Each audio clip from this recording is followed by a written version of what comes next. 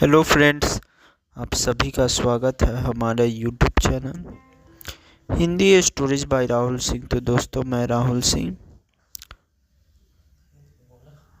आज हम लोग एक इंटरेस्टिंग स्टोरी के बारे में बात कर रहे हैं जिसका नाम है ग्रिफिन। नहीं है यहीं पे तो छोड़ के जाएंगे। हाँ, दबाऊंगा जिसका नाम है ग्रिफिन। तो आइए पढ़ते हैं और सुनते हैं इस इंटरेस्टिंग स्टोरी के बारे में। किसी जंगल में मछली के आकार का उड़ने वाला एक राक्षस रहता था जो ग्रिफिन के नाम से जाना जाता था।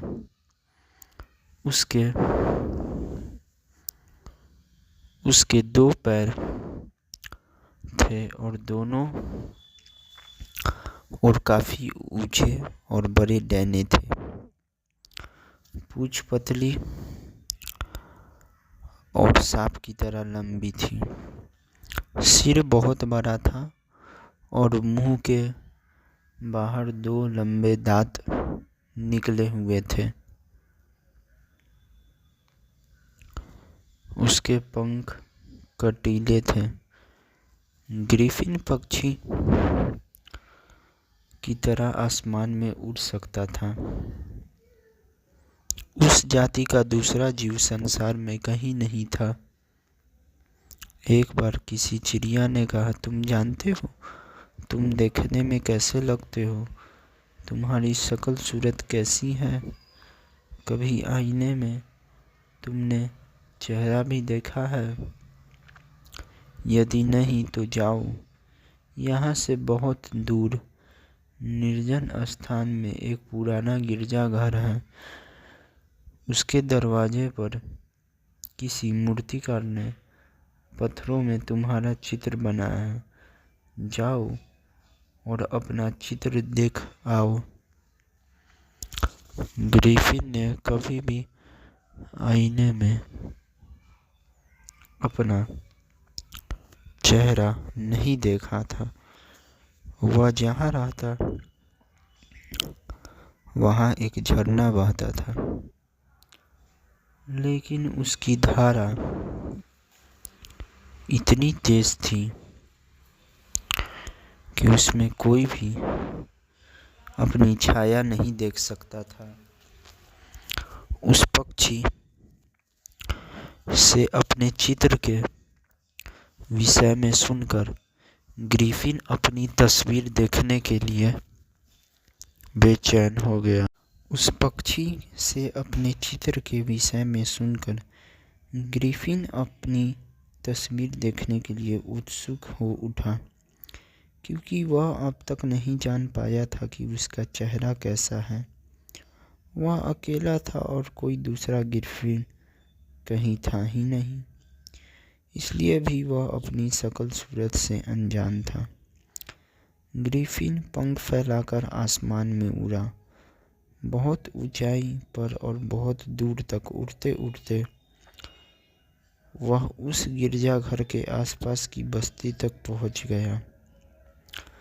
आसमान में उड़ते हुए उसे देखकर लोग डर से कांप उठते थे कि पता नहीं यह कहाँ उतरेगा और क्या उत्पात करेगा। एक हरे भरे चरागाह में ग्रिफिन उतर गया और अपने डैने फैलाकर आराम करने लगा। उसके पंख उड़ते उड़ते थक गए थे। आसपास के लोगों ने उसे जमीन पर उतरते देखा तो भय से भाग खड़े हुए। अपने घर के दरवाजे को उन्होंने बंद कर लिया था। यह लोगों को भागते देखकर ग्रिफिन ने क्रोध से कहा, क्या मेरे पास आने का साहस किसी को नहीं है? उसकी नज़र दो मजदूरों पर पड़ी जो भागने की तैयारी में थे। उसने उन्हें वहीं रुक जाने को कहा। बेचारे मजदूर भाग नहीं सके। उनके पैर जहाँ के तहाँ थम गए। ग्रिफिन ने पूछा, क्या तुम्हारी बस्ती में एक भी ऐसा आदमी नहीं जो मेरे पास आने का साहस कर सके? एक मजदूर कुछ सोचकर कांपती हुई आवाज में बोला, एक आदमी है, पास के गिरजाघर का नौजवान पादरी, चर्च का सहायक पुरोहित। जाओ उसे मेरे पास भेज दो, ग्रिफिन ने आदेश दिया। वह सहायक पुरोहित एक सीधा साधा दयालु नवयुवक था। वह जनता का सेवक था। उस बस्ती के गरीब दुखियों की सेवा और भलाई के काम में दिन रात लगा रहता था। उसने एक पाठशाला खोल रखी थी। उस पाठशाला में उस बस्ती के बदनाम, बदमाशा, शैतान और दुष्ट लड़कों को वह बड़े स्नेह के साथ पढ़ाता लिखाता और उन्हें सुधारने की चेष्टा करता था। मजदूरों ने जब उससे कहा कि ग्रिफिन ने आपको बुलाया है, तो वह भी डर गया, किंतु सोचा कि नहीं जाने पर वह क्रुद्ध हो जाएगा और लोगों को कष्ट देगा। इसलिए साहस बटोरकर वह उसके पास गया और बोला, मैं सहायक पुरोहित हूँ। ग्रिफिन ने पूछा, सुना है इस बस्ती के आसपास कोई पुराना गिरजाघर है जिसके दरवाजे पर किसी मूर्तिकार ने मेरी मूर्ति बनाई है। मैं उस मूर्ति को देखना चाहता हूँ।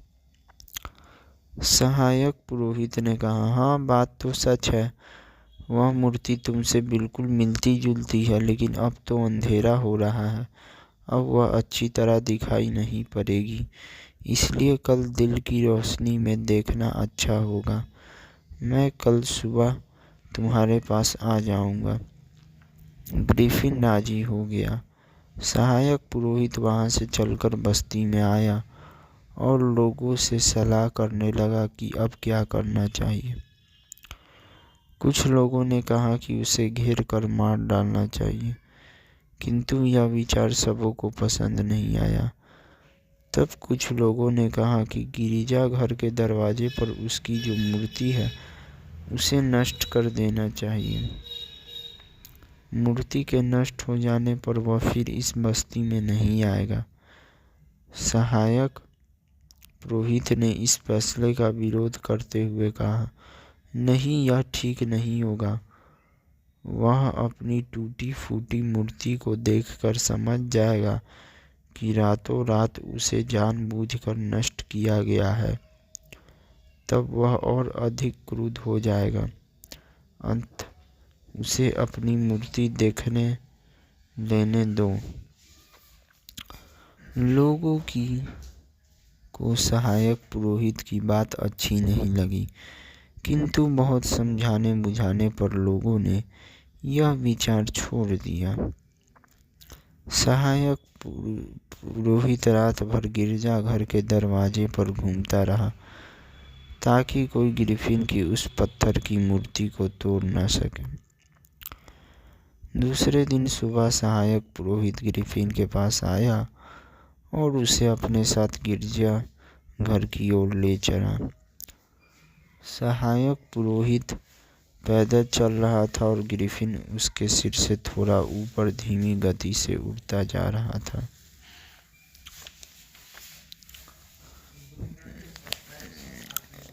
गिरजाघर के दरवाजे पर सहायक पुरोहित रुक गया और ग्रिफिन नीचे जमीन पर खड़ा हो गया।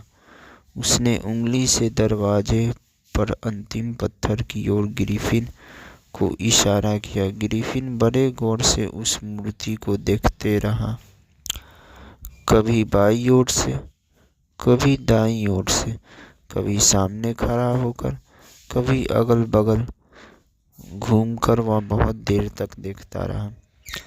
जब दोपहर हो गई तब सहायक पुरोहित ने उससे कहा, मुझे तो भूख लगी है, तुम्हारे लिए भी खाने को कुछ ले आऊं? ग्रिफिन ने कहा, नहीं, तुम जाओ, खाओ और आराम करो। मैं बसंत और शरद ऋतुओं में एक एक बार खाता हूँ। कल फिर मेरे पास चले आना। सहायक पुरोहित गिरजाघर में चला गया और शाम होते होते ग्रिफिन मैदान में नरम घास पर आकर लेट गया। अब रोज ग्रिफिन चर्च के दरवाजे पर आकर बैठ जाता और उसी पत्थर की मूर्ति को देखता रहता। सहायक पुरोहित गिरजाघर में चला गया और शाम होते होते ग्रिफिन मैदान में नरम घास पर आकर लेट गया। अब रोज ग्रिफिन चर्च के दरवाजे पर आकर बैठ जाता और उसी पत्थर की मूर्ति को देखता रहता। सहायक पुरोहित अपने काम में लगा रहता। वह पाठशाला में बच्चों को पढ़ाता, रोगियों को दवाएं देता और गरीबों की सहायता करता। ग्रिफिन उसके इन कामों को ध्यान से देखता और मन ही मन उसकी तारीफ करता। धीरे धीरे वह सहायक पुरोहित के साथ इतना हिल मिल गया कि वह तहे दिल से उसको मानने लगा। बस्ती के लोग अभी भी डरे हुए थे और पहले की तरह घर से बाहर निकलकर अपना काम धाम निडर होकर नहीं कर पाते थे। वो समझ रहे थे कि ग्रिफिन अब अपने घर चला जाएगा, किंतु जब उन्होंने देखा कि उसने वहां अड्डा जमा लिया है और खिसकने का नाम ही नहीं ले रहा है, तब वो चिंतित हो उठे। उन लोगों ने समझा कि सहायक पुरोहित ही इस मुसीबत की जड़ है। उसी के कारण ग्रिफिन नहीं जा रहा है। यदि सहायक पुरोहित ही यहीं से चला जाए तो ग्रिफिन भी चला जाएगा। ऐसा सोचकर एक दिन उन लोगों ने सहायक पुरोहित से कहा, तुम्हारे ही कारण यह राक्षस यहाँ से जाने का नाम नहीं ले रहा। तुमसे इसको प्यार हो गया है। कुछ ही महीनों के बाद 6 महीने पूरे हो जाएंगे और उसे भूख लगेगी, तब वह हमें नहीं छोड़ेगा। इसलिए तुम यहाँ से कहीं चले जाओ। कहाँ जाऊँ? जिस बस्ती में जाऊँगा वहीं लोगों की जान आफत में पड़ जाएगी, क्योंकि हो सकता है ग्रिफिन भी मेरे साथ चल पड़े। पुरोहित ने कहा, घने जंगलों में चले जाओ। सबके सब बोल उठे। सहायक पुरोहित उसी रात को अपने कपड़े लेकर गिरजाघर छोड़कर जंगल की ओर चल पड़ा। उसने सोचा, मेरे चले जाने से यदि बस्ती वालों का भय दूर हो जाए, उनकी जान बचे और सुख शांति से वो रह सके, तो मुझे चले ही जाना चाहिए। दूसरे दिन ग्रिफिन ने जब सहायक पुरोहित को नहीं देखा तो उसे अचरज हुआ और दुख हुआ। कुछ मजदूरों से पूछताछ करने पर पता चला कि वह बस्ती से बाहर कहीं चला गया है। हो सकता है कुछ दिनों में लौट आए। सहायक पुरोहित की प्रतीक्षा में ग्रिफिन रहने लगा। उसने देखा कि उसके नहीं रहने से लड़कों का पढ़ाई बंद है। उसने सोचा, सहायक पुरोहित का काम अब मुझे ही करना चाहिए। वह पाठशाला में गया और रस्सी खींचकर घंटी बजा दी। घंटी की आवाज़ बहुत दूर तक सुनाई पड़ती थी। बच्चों ने समझा कि सहायक पुरोहित आ गया है। अंत आवाज़ सुनकर वो पाठशाला में चले गए। अपने गुरु की जगह ग्रिफिन को बैठा देखकर उन्हें काट मार गया। वो चुपचाप खड़े रहे। ग्रिफिन ने आदेश के स्वर में कहा, बैठो और पढ़ो। जब तक तुम्हारे गुरुजी नहीं आ जाते तब तक मैं ही तुम्हें पढ़ाऊंगा। मैं तुम्हें कोई नया पाठ नहीं पढ़ाना चाहता। जो तुम पढ़ चुके हो उसे ही याद कर रोज मुझे सुनाया करो। इसके बाद लड़के बैठ गए और पढ़ने लगे। ग्रिफिन का ध्यान अब रोगियों पर गया। गिरजाघर के एक कमरे में वो पड़े थे जिनका इलाज सहायक पुरोहित किया करता था। वो बीमार और कमजोर थे, इसलिए उठकर कहीं जा नहीं सकते थे। ग्रिफिन दुनिया के ना जाने कितने जंगल, पहाड़, नदी, समुद्र आदि देख चुका था। जड़ी बूटियों का उसे अच्छा ज्ञान था। उसकी उम्र सैकड़ों वर्ष की थी। इतनी लंबी उम्र में वह तरह तरह के जीव जंतुओं को भी जानता पहचानता था। उसने सहायक पुरोहित को बहुत सी जीव जंतुओं, पहाड़ों, नदी, झरनों और पेड़ पौधों के विषय में बहुत सी महत्वपूर्ण बातें बताई थी, जिनकी जानकारी सहायक पुरोहित को पहले से नहीं थी। ग्रिफिन की जड़ी बूटियों से निरोगी होकर रोगी घर जाने लगे। एक दिन ग्रिफिन ने लड़कों से बस्ती के ऐसे लोगों को बुलाने के लिए कहा जो गरीब थे और दूसरों से मांगकर पेट पालते थे। जब ऐसे मांग मांग कर खाने वाले आ गए तो ग्रिफिन ने उनसे कड़े स्वर में कहा, तुम लोग आलसी हो, मेहनत से भागते हो, इसलिए तुम्हारी गरीबी दूर नहीं होती। भीख मांगते शर्म नहीं आती। आज से काम करो और अपने पैर पर खड़ा होना सीखो। उसकी बातों का उन पर बड़ा असर हुआ और दूसरे ही दिन से वो मेहनत मजदूरी करके अपना पेट पालने लगे। धीरे धीरे 6 महीने पूरे होते जा रहे थे और ग्रिफिन के भोजन का समय निकट आ रहा था। बस्ती वालों का भय बढ़ता जा रहा था। यह सोचकर वो डर से सिहर उठते थे कि भूख लगने पर ग्रिफिन पता नहीं कितने बच्चों को खा जाएगा।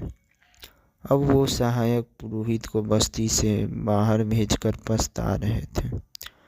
वो अच्छी तरह समझ गए थे कि पूरी बस्ती में सहायक पुरोहित ही एक ऐसा व्यक्ति था जो ग्रिफिन को अपने बस में किए थे और जिसकी बात मानने के लिए ग्रिफिन हमेशा तैयार रहता था। सहायक पुरोहित तो चला गया, लेकिन यह राक्षस तो लगता है यहाँ से कभी जाएगा ही नहीं। अब क्या होगा? एक दिन कुछ लोग ग्रिफिन के पास गए और बड़े अदब भाव से बोले, आपके खाने का समय हो गया है। हम लोगों ने आपके लिए खाना तैयार किया है। भेड़ बकरियों के मांस, मछलियों का मांस भी है। वैसा आप और जो चाहे हम लोग सेवा में हाजिर कर सकते हैं। ग्रिफिन सहायक पुरोहित के चले जाने से बहुत दुखी था। भोजन करने की बात उसे अच्छी नहीं लगी। वह चिढ़कर बोला, इस बस्ती में सभी कायर हैं। गिरजाघर के बड़े बड़े पादरी और अधिकारी मेरे आने के साथ भाग गए थे। केवल सहायक पुरोहित था जो गरीबों की सेवा करने के लिए रह गया। पता नहीं वह कहाँ चला गया। वह साहसी, ईमानदार और भला था। एक बूढ़े आदमी के मुंह से निकल गया, हम लोगों ने ही उसे बस्ती छोड़कर चले जाने के लिए कहा था, क्योंकि उसके चले जाने पर आप भी बस्ती छोड़कर चले जाते। हमें आपसे डर था कि भूख लगने पर आप बस्ती के बच्चों को खा जाएंगे। इतना सुनते ही ग्रिफिन आग बबूला हो गया। उसने करक कर पूछा, क्या कहा? उसे बस्ती छोड़ने के लिए तुम लोगों ने कहा था। बताओ वह कहाँ है? घोर जंगल में, बूढ़े ने सहमते हुए कहा।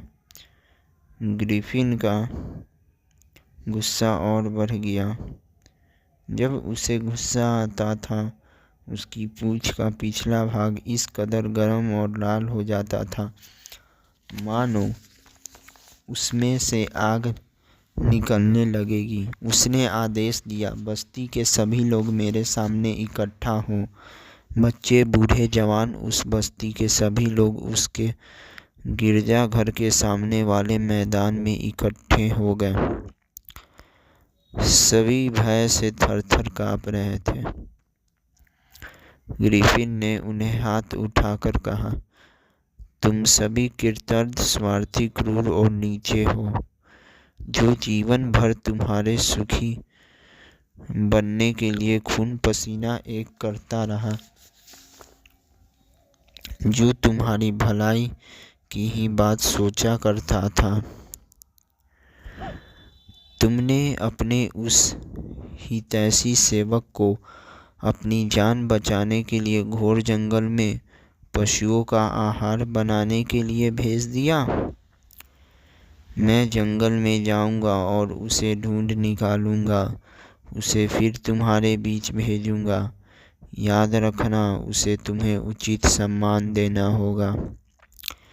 उसे प्रधान पुरोहित के आसन पर बिठाना होगा।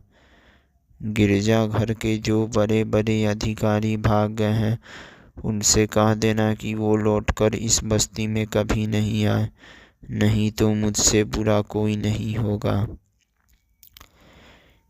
इस बस्ती में दो ही वस्तुएं सबसे अच्छी है, एक सहायक पुरोहित और दूसरी गिरजाघर के दरवाजे पर बनी मेरी पत्थर की मूर्ति।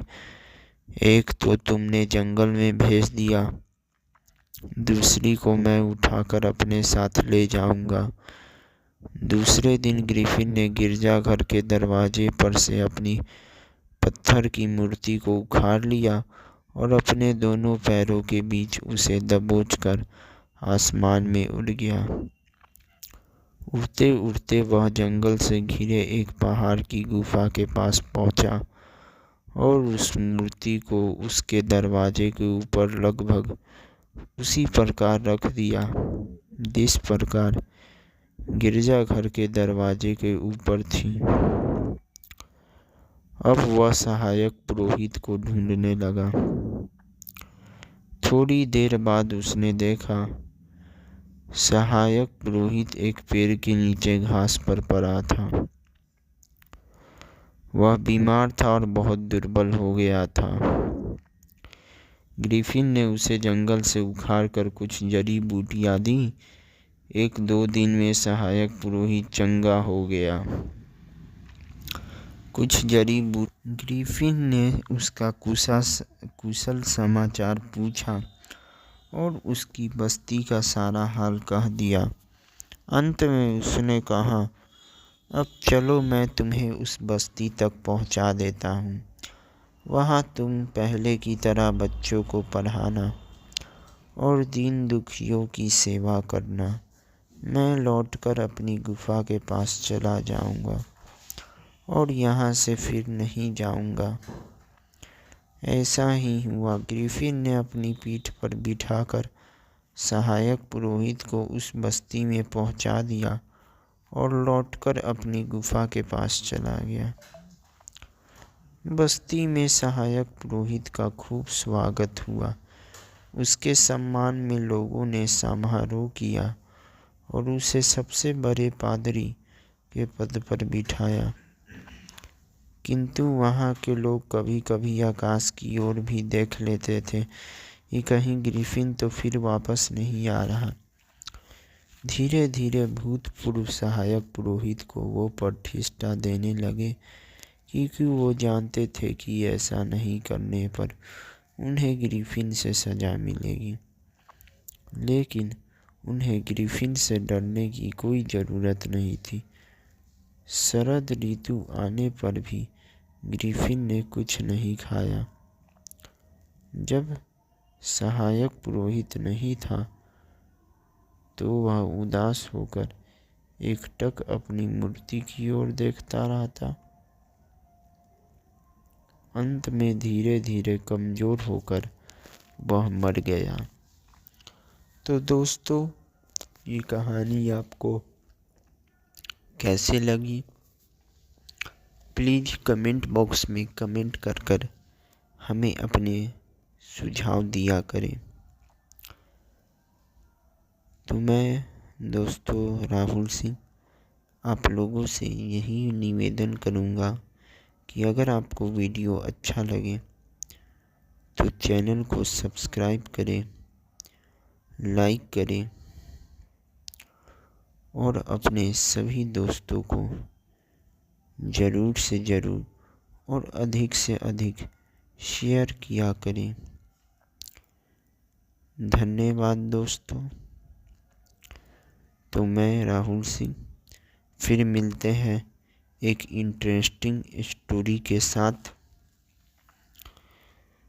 जिसका नाम कुछ भी हो सकता है या आप जो भी बताएंगे हम उनके ऊपर भी ये स्टोरी बना सकते हैं या मोटिवेशनल स्टोरी भी बना सकते हैं। तो दोस्तों, आपको जो भी ये स्टोरी पढ़ने का मन करे, सुनने का, तो वे आप हमें कमेंट बॉक्स पर बताकर कमेंट कर सकते हैं और हमारे चैनल को लाइक करें, सब्सक्राइब करें, शेयर करें और हमारे साथ देखते रहें। धन्यवाद दोस्तों। आज का कहानी यहीं पर समाप्त होता है। तो मिलेंगे अगली कहानी के साथ, अगले टॉपिक पर। अगले कोई भी टॉपिक हो सकता है। धन्यवाद।